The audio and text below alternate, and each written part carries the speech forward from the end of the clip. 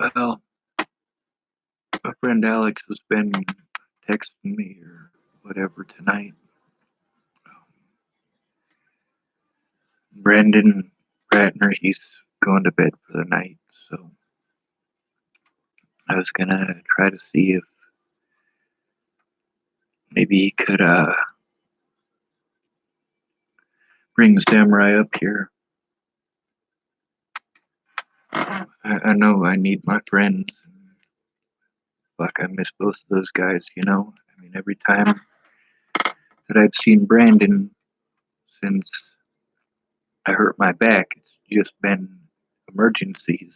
It hasn't really been a situation where we can just hang out and chill, you know?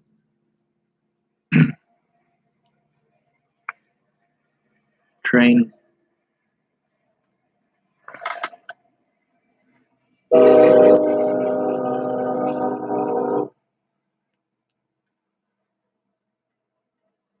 People kept saying, Sean, you should sue these people for what they did. You should sue them for what they did. You need a lawyer for that. And in order to get a lawyer, you need people to come forward. You also, if you got sensory processing issues like I do, it just doesn't pan out. I'm in the only thing I got going for me is I'm able to speak. But I have crippling panic attacks, and I need peace and quiet to be able to work on the stuff that I need to work on. If I work on everything that I need to, make the phone calls when I need to, and do all of that, then it ends up disrupting other people's lives. And there's only so much of that they're going to take. And I got a lot of it that I need to do.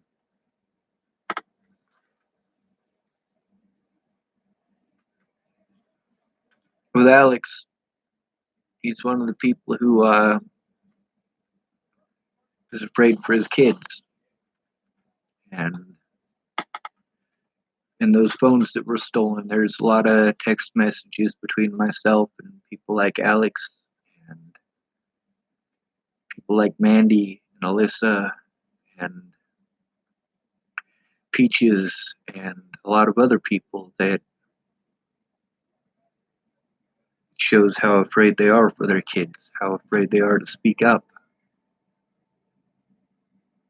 A lot of the stuff that's in those text messages was important stuff that I needed to be able to show. And I gathered that stuff and I saved it and I put it on flash drives and I did everything that I was supposed to do. But it didn't make any difference.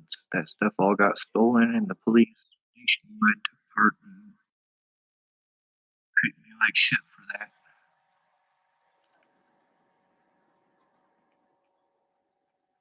For a lot of these people, it's not that they didn't want to come forward, it's that many of them tried and many of them were afraid. Candace Bondurant was afraid. She was threatened with being thrown out in the snow. Now, the thing at Candace is that's important because of my medical records, as well as the fact that she was afraid for her children, but she was too afraid to stand up to the police. She was talking about if Ted Bollinger or someone like that came through the door, that she'd put a bullet between their eyes. She said specifically a 45. Then again, it wasn't Ted Bollinger who was harassing her, was it? It was Officer Michael Beard.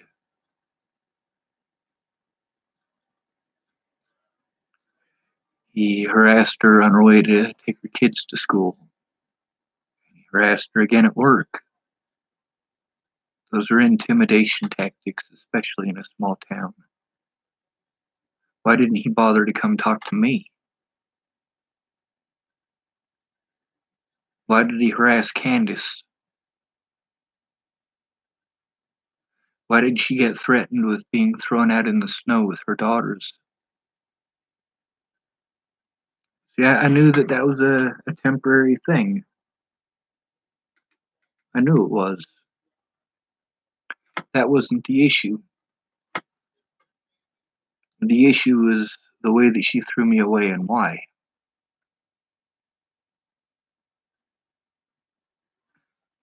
I've tried to organize all this stuff, and on the few days that I get by myself, I'm able to get a lot done. But most of the time, it's just nonstop noise.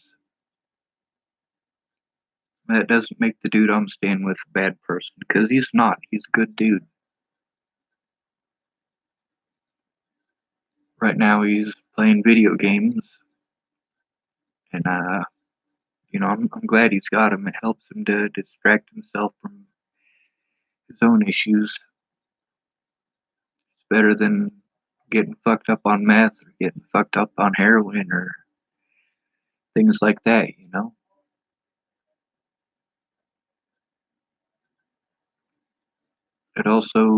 It prevents me from getting anything done. And that's the thing about sensory processing issues is that people just don't understand it. And because they don't understand it, it must be okay to abuse somebody who's suffering from that. And it is suffering. I just needed a safe place. I needed my place on Hilltop back, but I couldn't go there because of Natalie's death. I couldn't go back to Ken and Leah's because they used Natalie's death as their excuse for all the fucked up shit that they did to me.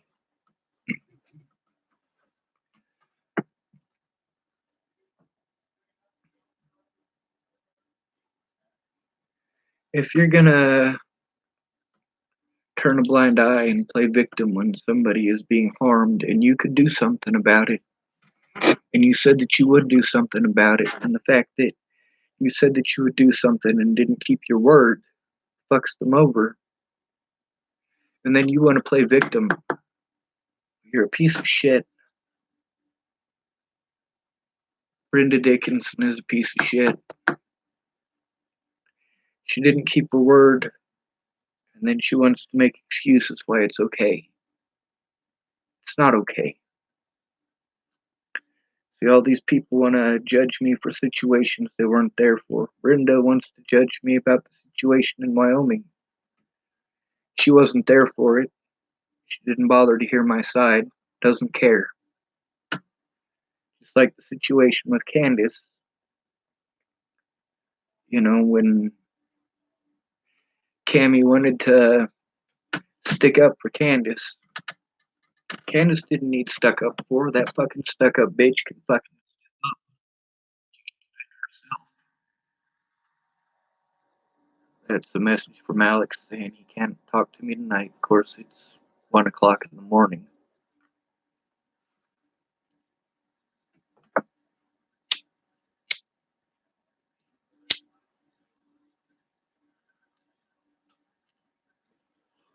But then again,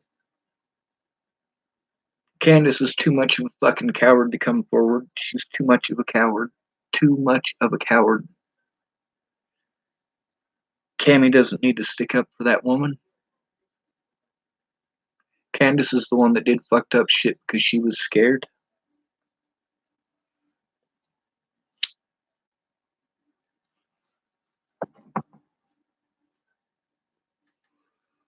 Just like the situation with Natalie and the situation with Alicia. This could have been handled as adults. Of course, the police had to do a bunch of fucked up shit, didn't they? That started in Virginia, by the way.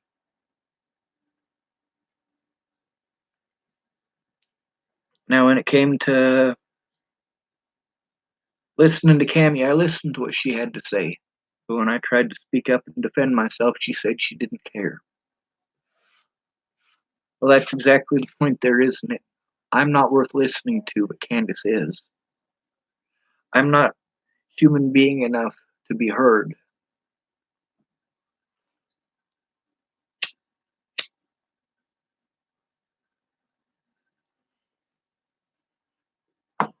Alex is a lawyer. He's just the wrong kind of lawyer. He's a patent lawyer.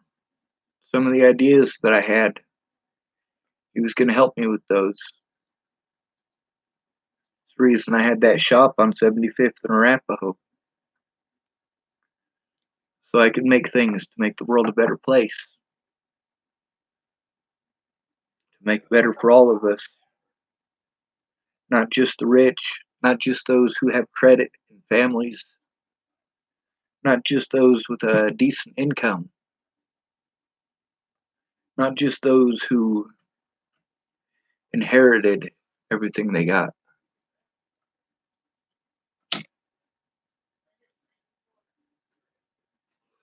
See, the thing is, each one of these people that typed to me how scared they were to come forward, it only would have taken one of them to get the ball rolling. Only would have taken one of them coming forward with the truth to make a difference. But they didn't, did they? Because they were all afraid. Some of those people, I recorded conversations with them that show that they were afraid. But really, the important stuff was in those phones. Most of them weren't afraid of volunteers, they were afraid of the police. Because they know how corrupt the police force is in Colorado. Well, it's not just Colorado, it's nationwide.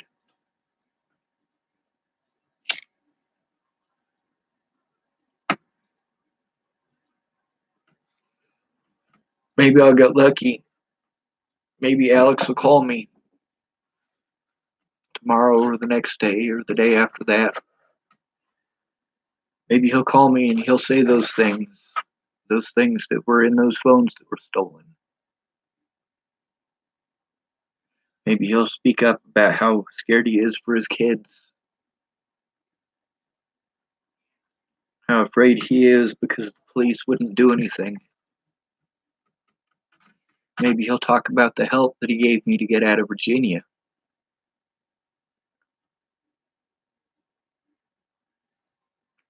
Maybe.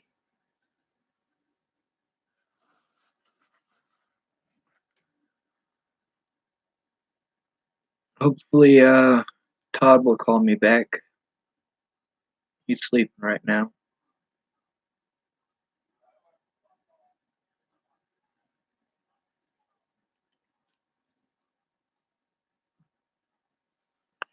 Thank you, Chloe.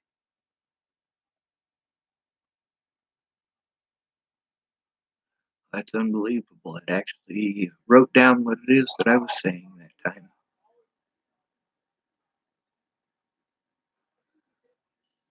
It doesn't always.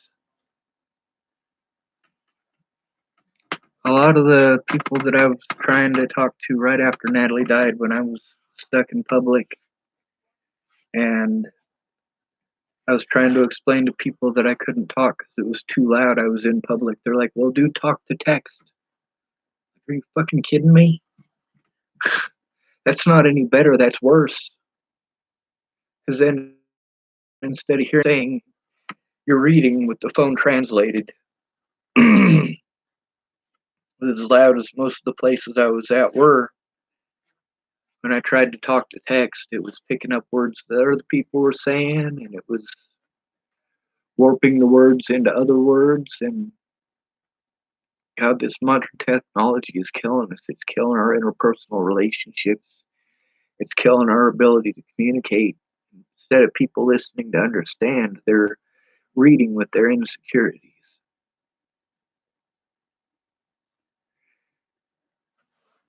That's the issue that I had with David and Betsy Prowell.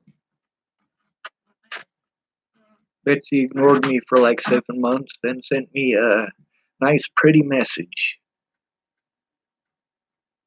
And she didn't like my response. She also didn't understand the response, obviously, or she intentionally took it out of context. But instead of talking to me, she directly went to my Facebook and started slandering my name immediately. After pretending that her and her dad care, she immediately went to slandering my name And David and Betsy Prowell are friends with Darren O'Connor. And Darren O'Connor, that's the point where he started being a piece of shit. Where he's like, well, I don't like the way you talk to people. Fuck you, bitch. Fuck you, Darren O'Connor. You're a filthy fucking goddamn snatch rag. You're supposed to be a fucking lawyer? You want to call yourself a homeless fucking advocate? You're a bitch, Darren O'Connor. You know damn well that Zed Atkinson and Samuel Leon Lawrence IV and Michelle Rodriguez were all targeted because they were either homeless or looked homeless, and their rights were completely violated. But then you, with your bitch ass, wanted to play like it was about race. They do that to white homeless people every fucking day, and you say a goddamn thing about it? No, you don't. But then again, Zed Atkins in a house. He's got a roof over his head. He's in college, so he means more. He's more of a human being than we are. Samuel Leon Lawrence IV, same thing. Michelle Rodriguez, same thing. And these are all minorities, so they're more human than I am. They mean more than I am, or than I do. But they were targeted for homelessness. Now, because I was having an issue with Darren O'Connor over that issue with David and Betsy Prowell, then I got to deal with Samuel Leon Lawrence IV being a fucking jackhole. And Samuel Leon Lawrence IV, he wanted to be a fucking dickhead to me. And then he's telling me that I got to understand he's got brain problems. Well, I fucking do, bitch. But that's the thing, you're fucking racist ass. You're not recognizing that you're not the only motherfucker going through that. Other people have issues too. I was trying to help you. I was trying to work together with you and work together with Betsy Prowell because she was assaulted by the border police in the same way that I was. Then again, these people are only out for themselves. They don't actually care about anybody else's rights. They're just lip service. Just lip service. Michelle Rodriguez, after all that shit was going down, she wanted to tell me that her and Darren O'Connor are going to fight for me. I'm like, no. See, that's why you don't speak for other people. Michelle Rodriguez was telling me things about Darren O'Connor, about he's going to this, he's going to that, and they're going to help me. And I'm like, I've already spoken with Darren. You were so wrong about that. But because I was having a problem with Darren, and Darren gets heard, he writes an article, and because he's a fucking spoiled white boy, people listen to him. Tony Kovaleski listened to him, but Darren didn't even bring up the situation with me. Meanwhile, Tony Kovaleski did a special about two different situations I was involved in, or two different situations I was involved in. Let's go to YouTube here, and we'll find them. We'll check them out.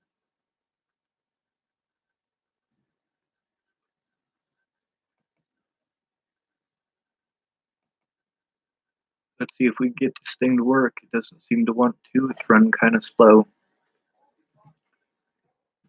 Tony Kovaleski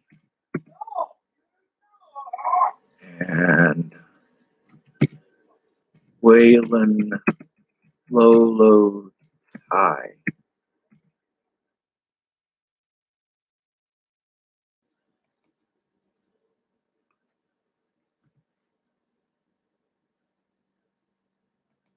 Let's see if that brings anything up.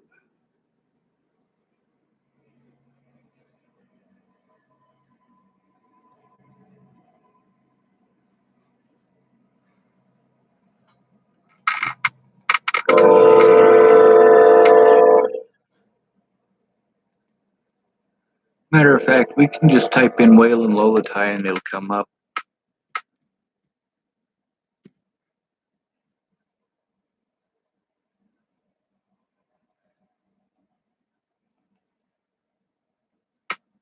Copy link address.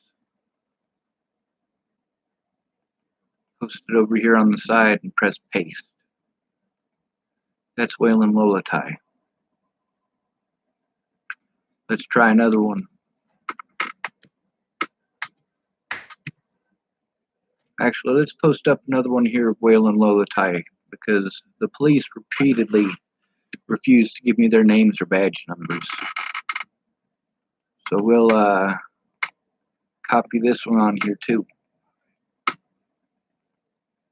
See, I was never allowed to show evidence in court. I was never allowed to speak up in court. They kept on using the mentally ill thing to prevent me from doing so. But then when it comes to sentencing me, magically I'm sane again.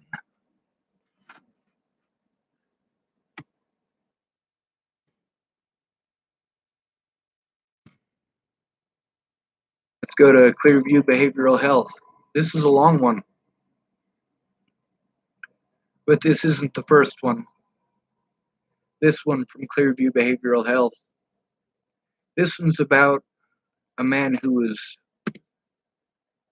murdered in Clearview by the Clearview staff. Now there's even more of them here about a lot of the other fucked up shit that was going on in Clearview. About how they were keeping people longer than they should have. Here's another one.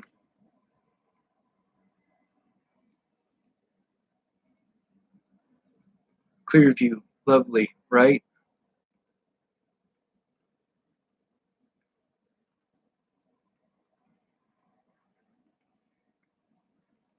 Here's another one about Clearview.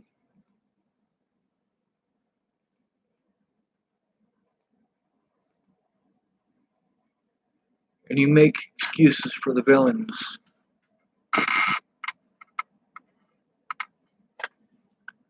Fuck you. You want special fucking rights. You think that because you're in a house, you're entitled to this free shit that you don't want homeless people getting because it's free shit. Meanwhile, it doesn't even occur to you that a homeless person has to work 100 times harder than you to get those things.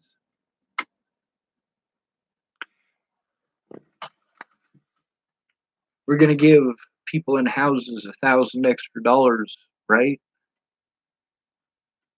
We're going to give people in houses $1,000. We're going to suspend their rent. And we're going to suspend their bills. But you're not going to do a goddamn thing for the homeless, are you?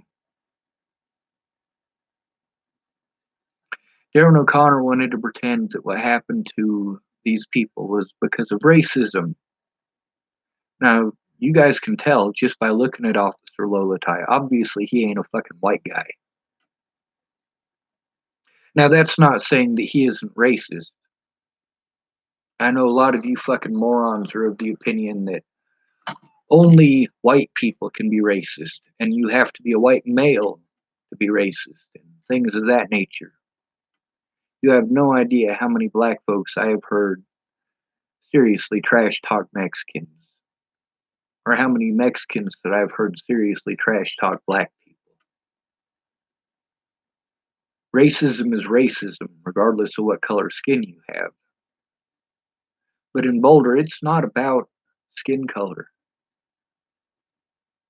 It's about easy victims. It's easy to victimize a homeless person.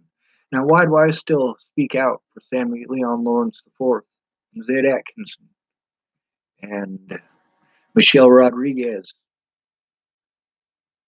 despite the shit that they did, despite the fact that they threw me away in the way that they did, despite the fact that they wouldn't look at both sides, just like Darren O'Connor wouldn't look at both sides? Why is that? Because it's still fucking wrong. What Waylon Lolatai did is still fucking wrong. I don't have to like you to recognize that what they did to you is wrong. I don't have to know you to recognize that what they did to you is wrong. But then again, it must be okay to do it to me, right? I must have wanted it, needed it, chose it, or deserved it, right? This country is pathetic.